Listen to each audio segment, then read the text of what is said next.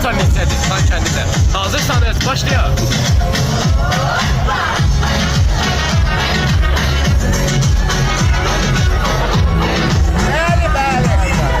Əlindəki paltar neçədir? Xan kəndində.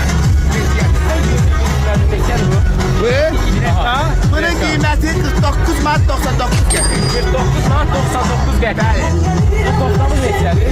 Bu 54 manat 99 qəpik. 54 manat. Aşağılar ayrıdır yoxsa? Yox, bu ayrıdır. Bu 79 manat 99 qəpik. 9 manat 99 qəpik. Başqa saçı Saçım bu özümündür. Bunu əkdirmişəm 299 manata. 299 manat.